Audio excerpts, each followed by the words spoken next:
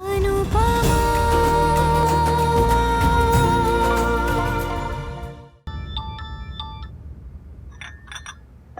बात कर रहे थे। और मैं भी आपको मिस कर रही थी बा।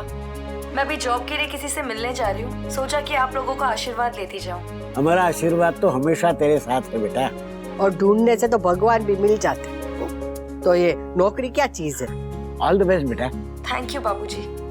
एज ऑफ नाउ तो जैसी भी हो बस नौकरी मिल जाए।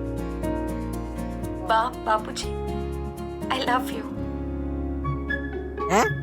तू हमें आई लव यू बोल रही है? हाँ बा, लेकिन कहने के लिए नहीं कह रही हूँ, आई मीन इट बा। मुझे पता है कि मैं परफेक्ट बहू के मोल्ड में फिट नहीं होती हूँ, लेकिन बा इसका मतलब ये नहीं है कि मैं आप लोगों से प्यार नहीं करती। मैंने आज से पहले ऐसा कभी नहीं कहा, लेकिन आज कह रही हूँ क्योंकि मैं भी इस नए साल में एक नई शुरुआत करना चाहती हूँ बा। मैंने आप लोगों को हर्ट किया, लेकिन उसके बावजूद आप लोगों ने मुझे प्यार दिया, अपना समझा, मुझे रिस्पेक्ट दी, उसके लिए थैंक यू। मैं जानती हूँ कि मैं परफेक्ट नहीं हूँ, लेकिन मैं परफेक्ट बनने की कोशिश करूंगी, मैं सुधरने की कोशिश करूंगी, आई प्रॉमिस।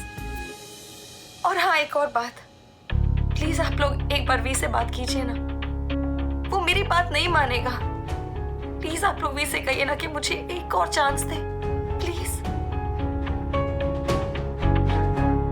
ये मैदे की कटोरी कह तो गई कि हम वनराज से बात करें, पर बात करें तो क्या करें? वनराज अब बच्चा थोड़े ही है जो उसे समझाए। बात तो ठीक है लीला, पर क्या करें, बच्चों के ऐसे कड़वाहट में जीते तो नहीं देख सकते।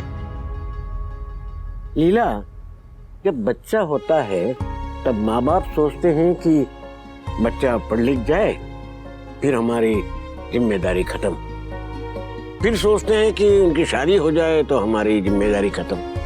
पर सच तो ये है कि माँ बाप की जिम्मेदारी कभी खत्म नहीं होती। वनराज को आगे बढ़ाना भी तो हमारी जिम्मेदारी है, और उसने साफ साफ कहा है कि अब मुझे घर के मामले में मत उलझाना। रिश्ता उलझन नहीं होता, रिश्ता तो वो डोर है जिसे बनके ही पतंग ऊपर जा पाती है। मुझे काव्या के लिए बहुत बुरा लगता है।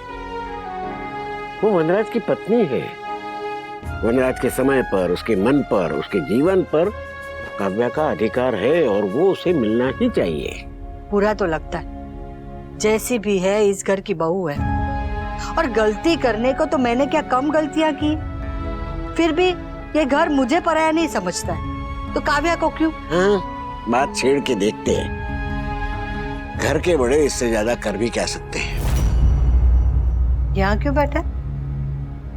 बस ऐसे ही बा। तेरे और नंदू के बीच में लड़ाई हुई है? अब नहीं तो। झूठ मत बोल, कुछ तो हुआ है, नहीं तो तू यहाँ ऐसे अकेले नहीं बैठता। अरे कुछ नहीं हुआ है बा। देख, बचपन में भी ना मैं और भैलू थोड़े मोटे हुआ करते थे, छुपा छुपी खेलते थे, खंभे के पीछे ऐसे छुप जाते थे, फिर भी दिखाई देते।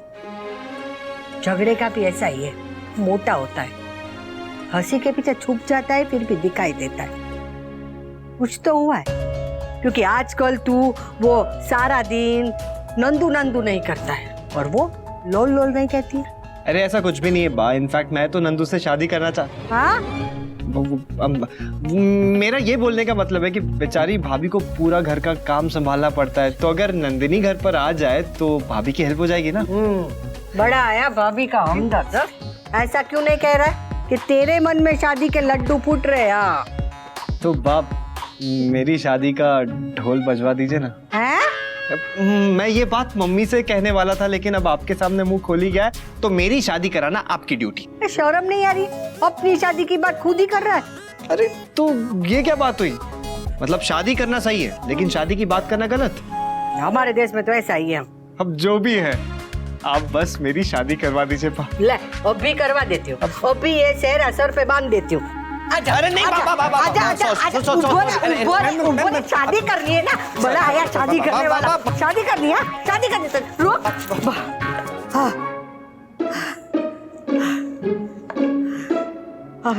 ठीक है। हाँ, समय भी कैसे भागता है। हाँ?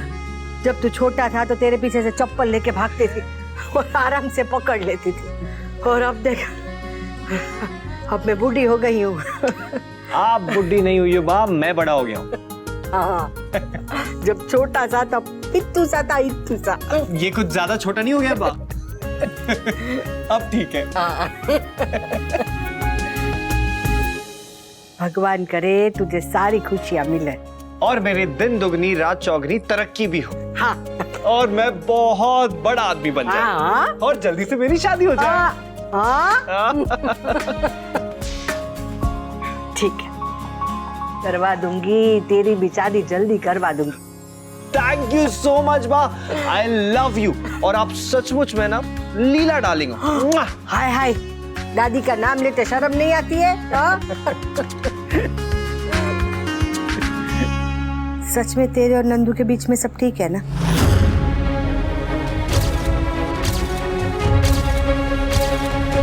नहीं बात सब कुछ ठीक है। और वैसे भी प्यार में नोक झोंक तो होती ही रहती है। अब मैं आपके लिए पानी लेकर आता हूँ, आप थक गई होंगी। मैं आया। समर कह रहा है कि सब ठीक है, लेकिन मुझे क्यों लग रहा है कि सब ठीक नहीं है। कहीं वनराज और काव्या को लेके दोनों में कुछ। काना नहीं करे बस इस साल हमारी काव्या की जॉब पक्की हो जाए। सही कहा बापूजी, एक वर्किंग पर्सन के लिए घर बैठना बहुत ही मुश्किल होता है। और ये तो मैं आउट ऑफ एक्सपीरियंस कह सकता हूँ, जब मुझे पिछले कुछ हफ्ते घर बैठना पड़ा था। I really wish and pray कि काव्या को जल्दी से जॉब मिल जाए, क्योंकि मैं समझ सकता हूँ कि उसके ऊपर क्या गुजर रही होगी। वाह, आप उंधियो बना रहे हो। Love you. और नहीं बनाती तो भी आई लव यू, लेकिन अभी थोड़ा ज्यादा, क्योंकि आप गुजरात की फेवरेट डिश जो बना रहे हो। हाँ बा, एक्साइटेड तो मैं भी हूँ। उंधियों में इतनी सारी सब्जियां जो डलती हैं और मसाले भी। बिल्कुल हमारी जिंदगी की तरह। What are you saying, man? Really, man? अब देखना, एक साल में जितने भी मसाले हो सकते हैं सब हमारी जिंदगी में आए। ये बात तो आपने सही कही बापूजी। खुशियां और गम, तीज त्योहार जन्मदिन और सब पे कंपलसरी ड्रामा। अनुपमा के पास सच तो हमेशा से था, लेकिन इस साल ने बता दिया कि जितना सच उसके पास है उतना साहस भी है। बात तो बिल्कुल सही है। मतलब बा के सामने साहस की तो बहुत जरूरत होती है। अब याद है ना होली पर क्या हुआ था? हाँ, मुझसे ही सीखी थी और मुझे ही सुना दिया। मेरी बिल्ली मुझे ही म्याऊं। बीमारी से लड़ी, समाज से लड़ी, अपना रास्ता खुद बनाया, डांस एकेडमी खोली और उसके अंदर ही वनराज को कैफे के लिए जगह दी। ठगी गई, फिर भी हिम्मत नहीं हारी। और फिर हुई छपरी डांस के साथ दी मिलियनेयर डैशिंग अनुज कपाड़िया की एंट्री। तो वैसे ही हुआ जैसे फटा पोस्टर और निकला हीरो। और साल के खत्म होने तक मुक्कू की एंट्री। नया साल अपने साथ कितने नए रंग लेकर आता है। ठाकुर जी करे बस ये साल अब बुरा न हो। ऐसा तो किसी की जिंदगी में कोई साल नहीं होता। जिंदगी हर साल एक पैकेज डील बना के देती है, जिसमें थोड़े आंसू, थोड़ी खुशियां, थोड़े दुख, थोड़ा सुख, कुछ टूटे हुए सपने, कुछ पूरे हुए सपने, सब एक ही पैकेज में बना के देती है। ये तो वैसे ही हुआ जैसे हम वो हलवाई की दुकान में जाते हैं और 1 किलो मिक्स मिठाई लेकर आते हैं। घर के बड़े तो बस यही प्रार्थना कर सकते हैं कि वो सब दुख, सब आंसू, सब टूटे हुए सपने हमारे हिस्से आ जाए और सारे सुख, सारी खुशियाँ, पूरे सपने सब बच्चों के। डूड प्लीज, इतने सेंटी नोट पर नया साल नहीं शुरू करते हैं ना।